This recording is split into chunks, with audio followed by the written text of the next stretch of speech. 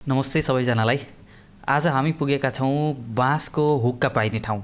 यहाँ कि बाँसबाट सबै थोक बाँसको पाइन्छ।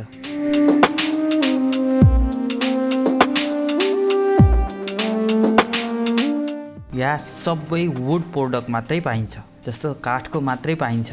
र के कति पर्छ, के सामान पाइन्छ तपाईलाई चाहिँ बाँसबाटै बनेको हुक्का, बाँसबाटै बनेको ब्रस हैन। यद्यपि योभन्दा धेरै सामानहरू पाइन्छन्। म तपाईहरूलाई के कति पर्छ, बाँसको हुक्कालाई कति पर्छ भनेर जानकारी दिनेछु।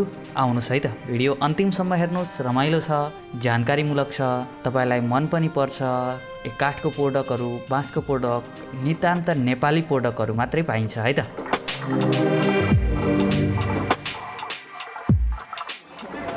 नमस्ते। यो कस्तो खालको हुक्का हो नि? यो हाम्रो ब्याम्बू हुक्का बाँसबाट बनेको? हजुर, सब बाँसको। हामी चाहिँ काठमाडौँमा बनाउँछौँ, काठमाडौँ बालाजुमा। हजुर, काठको एरिया के भन्दाखेरि चाहिँ हाम्रो ब्रसहरू पनि छ। हामी चाहिँ वुड प्रडक्ट्सहरूमा डिजाइनिङ गर्छौँ। सक्छ भन्दाखेरि त्यो चाहिँ नयाँ कन्सेप्ट मात्र हो। र हाम्रो मेन प्रडक्ट्सहरू जस्तो आइना, झ्याल, ढोकाहरू सबमा इम्प्रे हानेर इम्प्रेको मेसिनहरूले डिजाइनिङ गर्ने। ए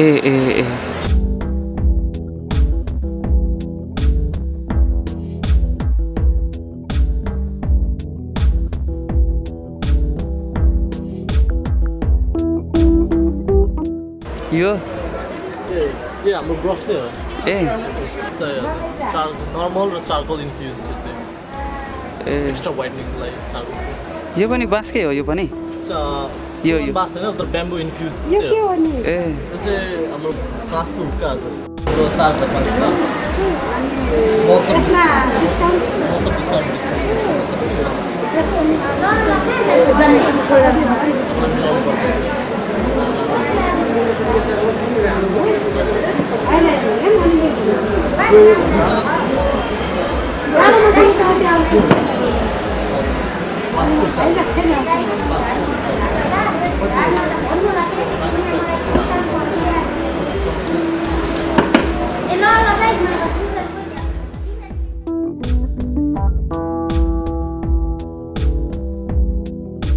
आजको भिडियो तपाईलाई कस्तो लाग्यो कृपया कमेन्ट बक्समा कमेन्ट गर्न नभुल्नुहोला।